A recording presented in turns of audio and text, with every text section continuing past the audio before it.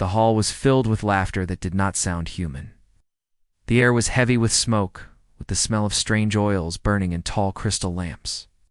Shadows danced across the walls, carved with alien faces, sharp and cruel. At the center of it all, on a high throne of black stone, sat the alien ruler. His long fingers tapped on the armrest as he looked down at the lone human standing before him. They had invited him as a guest, though everyone in the room knew it was a show. He was surrounded by alien nobles in shimmering robes there, mocking smiles, twisting like knives. They whispered about him, about how fragile humans must be, about how weak his kind truly were. Then the ruler clapped his hands, and 2 guards entered. Between them, chained at the wrists and ankles, was a figure that stumbled forward. She was thin, her skin pale and marked with lines that seemed like burns or scars. Her long hair hung over her face, hiding her eyes. The chains rattled as the guards forced her to kneel before the human. The laughter grew louder, crueler. "This is our gift to you," the ruler said, in a voice that echoed through the chamber. "She is useless to us now, broken. A failed experiment. But perhaps she can provide you with amusement." The human froze. His name was Daniel, a soldier who had come here under orders to negotiate, though he already knew no peace would come from this court. Now he stood in front of the girl, and the weight of every gaze pressed down on him. Saw the bruises on her arms, the way she flinched when the guards touched her. She did not look up, as if she was too afraid even to breathe. The aliens expected him to laugh, to accept, to treat her as nothing. He could feel the trap. They wanted to see if the human would be just like them, cold, merciless, cruel. But Daniel was not like them. His jaw tightened, his fists clenched. And then, slowly, he stepped forward. The alien girl trembled as his shadow fell across her. She raised her head just a little, her eyes glinting from beneath the curtain of her hair. They were not the eyes of a broken thing. They were filled with pain, yes, but also something else, something that looked like fear mixed with fire. She expected him to strike her, to claim her, to play the game they had set up. Instead, Daniel knelt. The laughter stopped at once. The hall went silent, as though the air itself was holding its breath. He reached out, not to hurt her, but to gently touch the chains that bound her wrists. His voice was calm, but sharp, cutting through the silence. "She's not a gift," he said. "She's a prisoner." The alien ruler leaned forward on his throne, his smile fading. "You insult us, human? Do you reject what is offered?" Daniel lifted his eyes, his hands still hovering near the girl's chains. "If you call this kindness," he said, "then your kindness is worth less than ash." Gasps spread through the chamber.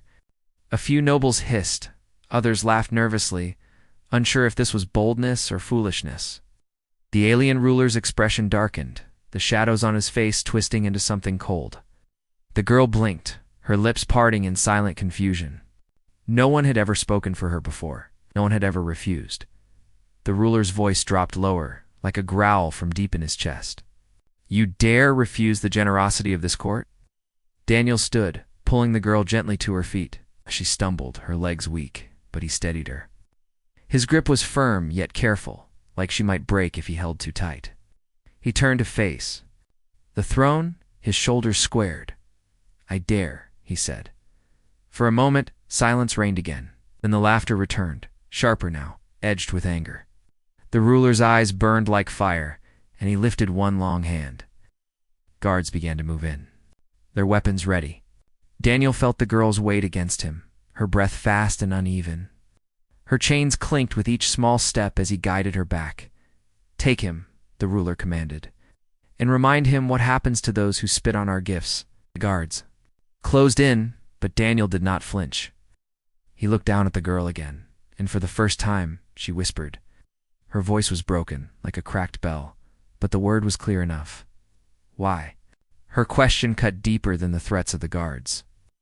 Daniel did not have a full answer. All he knew was that the sight of her on the floor, chained and trembling while they mocked her, had lit a fire in his chest that he could not ignore. He leaned close enough for her to hear his reply over the noise. Because you're not theirs, he said. And you're not broken. As the guards stepped closer, ready to strike, the alien nobles leaned forward eagerly, waiting to see blood. But they had already witnessed something far more dangerous than violence. In the simple act of defiance and the refusal to play their cruel game, the human had done the last thing they ever expected. He had given hope to the one they had tried to break, and though the hall was filled with chains and shadows, Daniel could feel at the moment when the story of his life and hers began to change forever. The chains rattled as the guards closed in, their alien blades glowing faint blue in the dark hall. Daniel shifted his stance, pulling the frail girl slightly behind him, shielding her with his body. His training screamed at him to move, to strike first, to fight his way out, but he knew he was trapped. This was not his world. Every door, every wall, every hand in this place belonged to them. Yet even as danger pressed in, he refused to let go of her wrist. The fire inside him had already made its choice. If they wanted to cut him down, they would have to go through him. The ruler raised one finger, holding the guards back for a moment. His smile returned, but now it carried venom. Interesting. Soldier who plays the part of savior. Tell me, human, do you think your small courage changes her fate? That one is broken. She's marked. We carved her as we pleased, tested her, until she was nothing. Whatever you think you see in her, it is gone. Daniel felt the girl tremble against him. Could feel how thin her arm was, how close to collapsing she seemed. Yet she still clung to the faint shred of hope his words had given. Her head tilted up just slightly, enough for him to see her eyes again. They glistened in the light of the torches, not lifeless as the ruler claimed, but alive with something hidden, something waiting. I don't see nothing, Daniel said, his voice steady, though his heart hammered in his chest. I see someone you couldn't break, no matter how hard you tried. The alien nobles erupted in sharp laughter, cruel and cutting, as though his words were the funniest thing they had heard all night, but the ruler's eyes narrowed. His hand clenched into a fist, and the room fell quiet once more. You will regret those words, the ruler hissed. Then he snapped his fingers. The guards surged forward. Daniel had only seconds to react. He pulled the girl with him, sidestepping the first guard's swing. The chain on her ankle slowed her, but Daniel caught the blow of another guard with his forearm, gritting his teeth against the impact. He shoved the alien back and dragged her toward the nearest pillar for cover. Sparks flew as a blade scraped stone inches from his head. The girl stumbled, nearly falling, but he pulled her upright again. Her chains clanged loudly, drawing attention. With every movement, he cursed under his breath. She couldn't run like this, not while shackled. They were surrounded, yet something inside him told him this fight wasn't about escaping. It was about showing them he would not bow. The ruler stood from his throne, towering above the chaos. His voice was calm, as if the violence was a game he had seen many times before.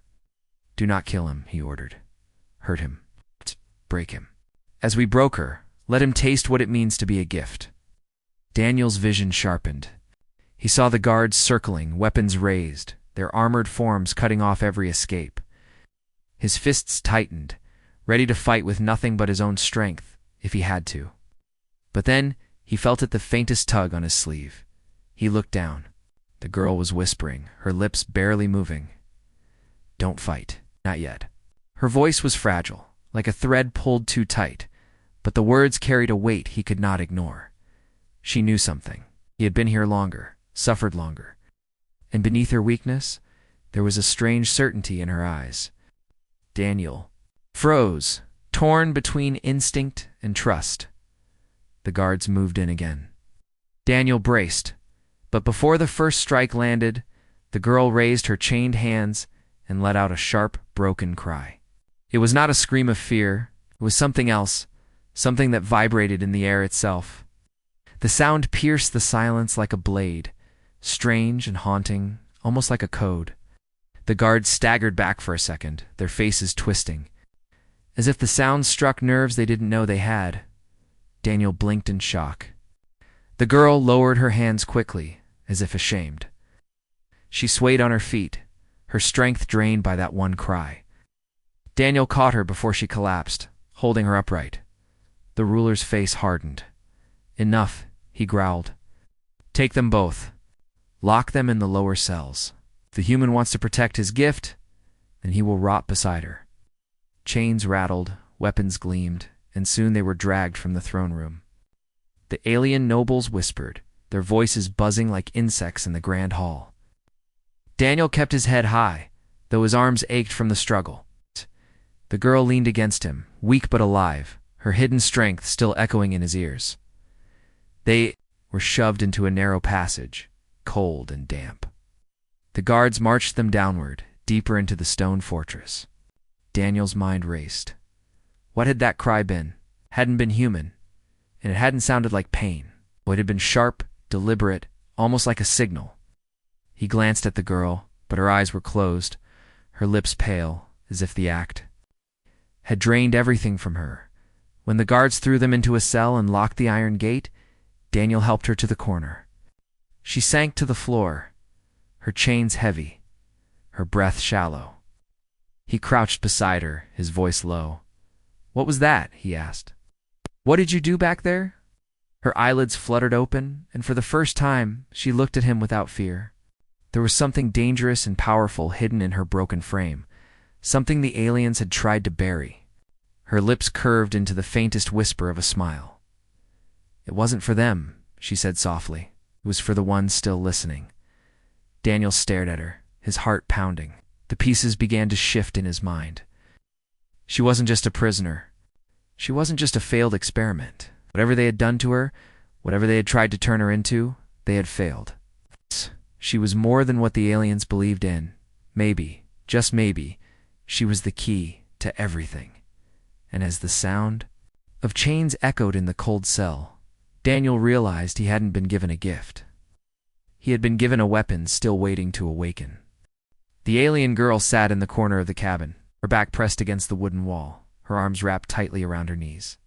The chains were gone now, cut away by the human's tools, but the marks they left on her wrists burned like ghosts. She looked at him with silent eyes, still unsure of what to make of the strange kindness that he had shown. To her, kindness had been a lie many times before. Yet this man had not struck her, had not mocked her, had not tried to use her. He had only given her food, water, and a blanket. And that small act of mercy was already more than what she had known in years. Still, she waited for the moment when the truth would show because, in her world, every gift carried a hidden cost. He moved about the cabin, making repairs to the heating unit, his hands stained with grease and his face lit by the dim glow of the lamp. He did not glance at her often, but when he did, it was not the look of a master to a slave. It was the look of a man measuring the weight of her silence. She spoke no words, though her mouth opened a few times, as if she wanted to say something. Then the words would fall back into her chest, swallowed by fear. He noticed it, but he did not push. Instead, he spoke in his own voice, quiet and calm, as if the silence itself were a guest. "You'll be safe here," he told her. "No one's coming to take you back." The girl flinched at those words. The promise of safety was dangerous, for it was the one thing no one could truly give her. Yet his voice had a steadiness that made her want to believe. For the first time, her gaze did not fall to the floor. It lingered on him, studying him as though he were a puzzle. She saw the lines in his face, the tiredness in his eyes, the way he carried himself, as if he had been through his own battles. He was not untouched by pain, and perhaps that was why he had not turned her away.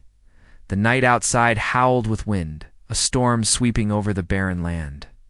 The cabin shook against the force, and the girl drew the blanket tighter around her thin body. The human placed a kettle over the fire, the scent of tea filling the air. He poured a cup, then another, and placed one on the small table near her. She looked at it but did not move. Her instincts screamed at her that it was a trick, that poison waited in the steam, that kindness was just another trap. Yet the human took his own cup, drank from it, and sat down in the chair across from her. "It's warm," he said. "Helps with nights like this." Slowly her hand reached out, trembling as though it were defying some great law. She touched the cup, pulled it closer, and raised it to her lips. The warmth surprised her, the taste foreign but gentle. For a moment she forgot her fear, letting the heat seep into her frozen body. He did not speak again, and that silence felt heavier than any words could. Then the sound came, a distant thrum carried on the storm. The human's head snapped up. His instincts sharpened, his eyes narrowing. He stood, moving to the window, peering through the cracks. The girl froze, her cup clutched tight, her body tense. She knew that sound. It was the hum of engines, patrol. Ships sweeping the land, searching for what they had lost. Panic surged in her chest, and her breath quickened. The chains may have been broken, but their reach was long. The human turned back to her, his face unreadable. "They're looking for you," he said in a low voice. She felt her heart collapse into fear. Her mind screamed to run, but there was nowhere to go. The cabin was the only shelter, and the storm outside would kill her faster than chains ever could. Looked at him, waiting for betrayal, waiting for him to call out and deliver her back to those who had sent her here as a broken gift. But instead, he reached for his weapon. A rifle, old but cared for, leaned against the wall. He checked it, loaded it, and moved to the door. His words were quiet, steady, but sharp as steel. "Stay down. Don't move until I say." She stared at him, stunned. He wasn't handing her over. He was preparing to protect her. The thought rattled through her mind, breaking walls she had built for years. Why would he do this? Why risk himself for someone who meant nothing to him? The engines grew louder, lights sweeping through the storm, cutting across the cabin walls. The girl pulled the blanket tighter, hiding in the shadows, her body trembling. But inside that fear was something else, something unfamiliar. It was not hope, not yet, but it was close. It was the beginning of belief. The human stood by the door, his eyes fixed, his body steady. For the first time in years, she did not feel completely alone. The storm hammered the land like a living beast, shaking the cabin walls and tearing at the roof as if it wanted to pull the little shelter apart. The girl crouched in the shadows, her arms wrapped around her thin frame, her eyes wide as she listened to the engines outside. The sound wasn't just familiar, it was terrifying. She had heard it in every nightmare. The low growl of patrol ships hunting through the night, their lights cutting through darkness, their soldiers searching for those who dared escape. She wanted to disappear, to melt into the wooden floor. But her body stayed rigid, frozen by fear. The human moved differently. There was no fear in his steps, no panic in his hands. He moved to the window, rifle in his grip, his breath steady as he studied the storm. The engines grew louder, the faint glow of spotlights piercing the blizzard, sweeping back and forth across the barren ground. The patrol was close to close. His eyes narrowed as he followed the movement of the lights, reading them the way a hunter reads the signs of prey. Then he glanced back at her, and his voice cut through the storm like a knife. "Stay quiet. No matter what happens, don't move." She nodded, though her body trembled so much she could barely breathe. A part of her wanted to scream, to beg him to run, to hide, to leave her so that he wouldn't die for her. But no sound came out. The storm swallowed everything. The hum of engines shifted. Closer now, and the cabin walls lit up as a beam of light swept over it. For a second, the world was blinding white, then black again as the beam moved past. The girl's heart stopped. They knew. They would come. The human did not flinch. He stood by the door, rifle raised, waiting. His face was still, but his eyes burned with something she could not name. It was not anger, not fear, it was resolve. A loud crack split the storm. The sound of metal pressing against frozen ground, landing struts. The patrol ship had touched down not far from the cabin. Over the roar of wind, the muffled hiss of hydraulics echoed, and then the sound of boots hitting the ground. Heavy, measured. Steps. Soldiers. The girl's breath came fast and sharp. She wanted to run, but her legs would not obey. Every part of her screamed that the chains were coming back, that the nightmare would return. She pulled the blanket tighter, pressing her face into her knees. But through the fabric, she still heard his voice. Calm, unshaken. "You're not going back," he said. The door rattled as the wind slammed against it, but his grip held it steady. He leaned closer to the wood, listening. Boots crunched in. The snow, voices shouted commands in a language the girl knew too well. They were spreading out, circling. One beam of light swept directly over the cabin again, and lingered this time. They had found them. Her chest clenched so tight she could barely draw air. She waited for him to open the door and give her away. That was what people did. That was what they always did. But instead, he opened the window a crack, lifted the rifle, and rested it on the sill. He waited until one figure stepped into the light closer to the cabin, then the rifle kicked against his shoulder. The shot was swallowed by the storm, but the scream that followed was not. The girl's head snapped up. Her eyes widened. He wasn't turning her in. He was fighting for her. Shouts erupted outside. More boots thundered through the snow beams, of light jerking wildly as soldiers ran. The patrol ship's engines roared louder, preparing to lift again or summon reinforcements.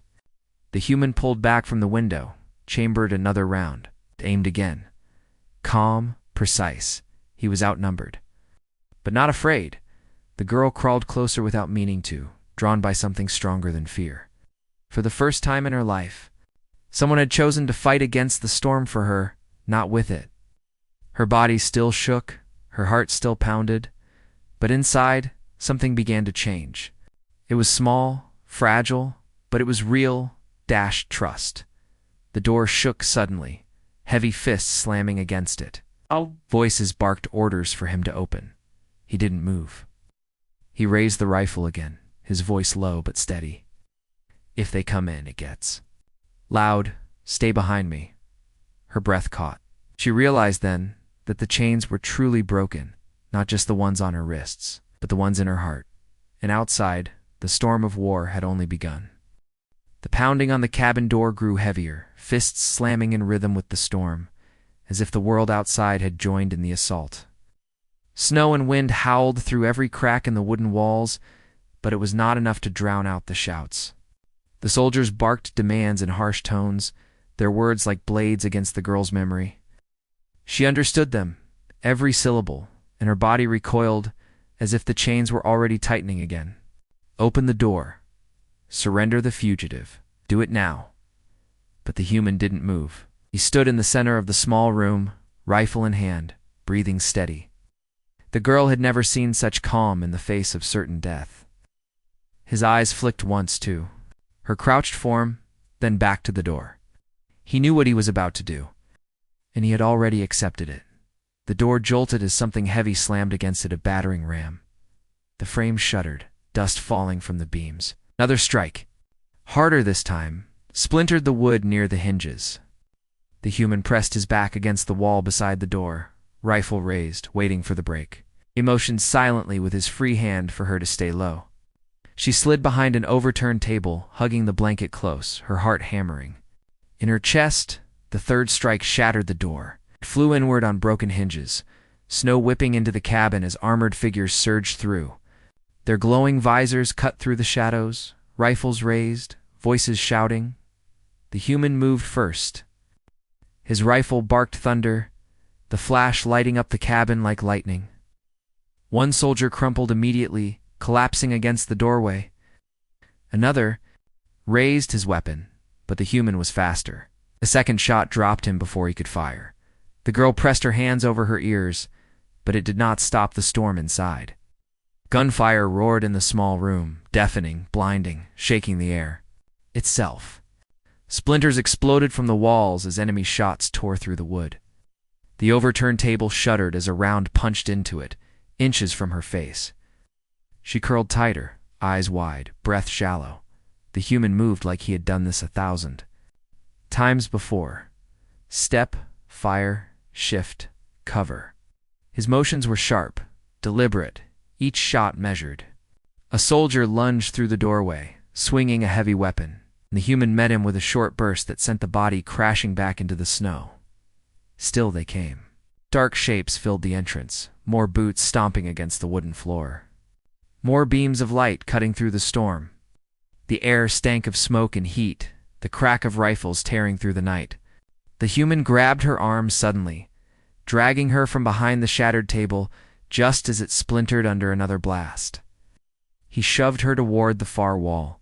"Stay down," he shouted, his voice fierce but controlled. She obeyed, dropping flat against the cold floorboards, her breath fogging in the air. From there she saw him reload, with swift precision, his hands steady, even as chaos closed in. A soldier burst in from the side window, glass shattering, and for an instant she thought it was over. But the human pivoted, slammed the butt of his rifle into the intruder's helmet, and fired point blank. The body toppled half out the window, snow blowing in around it. The storm outside screamed louder, but so did the patrol. She heard new engines above, the heavy thrum of reinforcements circling. The girl's chest tightened. No one survived when they brought more ships. No one. She wanted to cry out, to tell him to run, to leave her.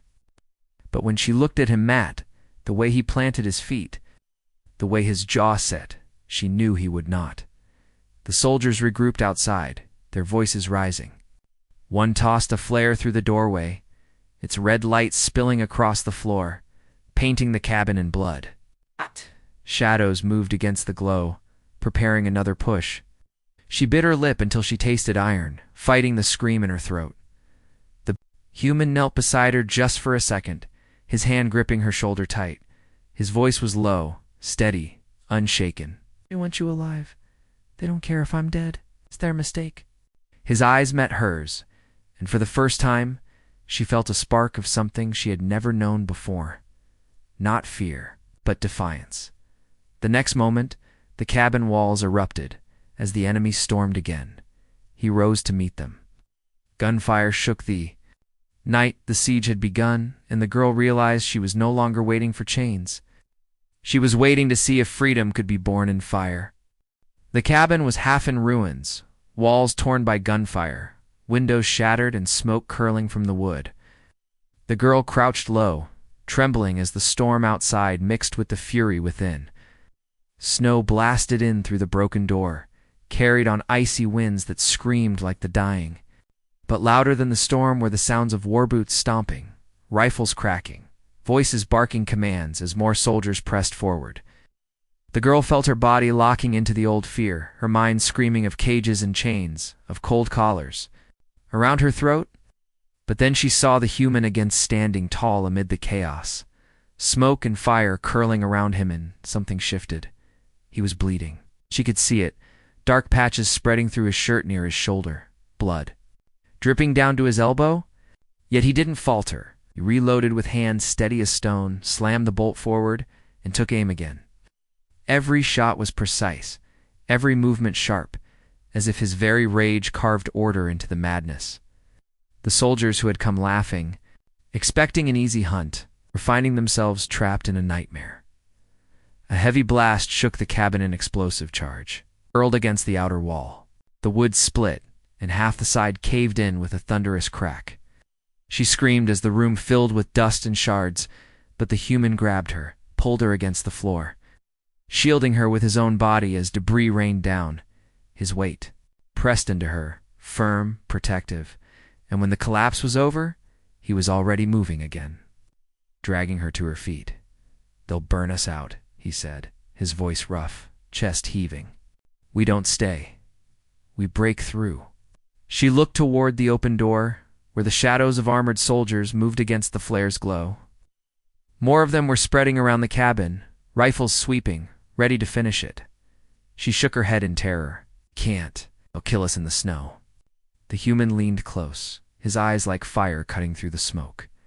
"Then we make them chase us, and we make them regret it." Before she could protest again, he shoved something into her hand, a small pistol, battered and heavy. She stared at it, shaking. I can't." "You can," he snapped, not cruel, but commanding, the kind of voice that cut through fear itself. "Point, pull, don't think. If they get too close, you fight. Understand?" Her breath hitched. She nodded. Somehow, the weight of the weapon in her hand steadied her more than it frightened her. The next moment, the human moved. He hurled a grenade through the doorway, the dull metal clattering against armor. Shouts rose too late. The explosion tore Through the night, shaking the ground, sending bodies flying back into the snow, fire blossomed red against the storm.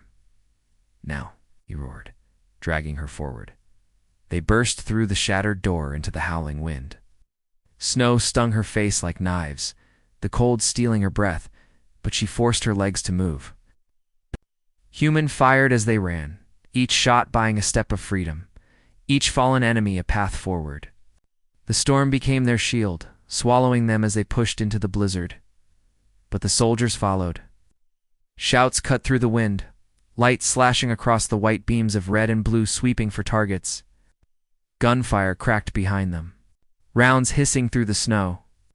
One passed so close she felt the heat on her cheek.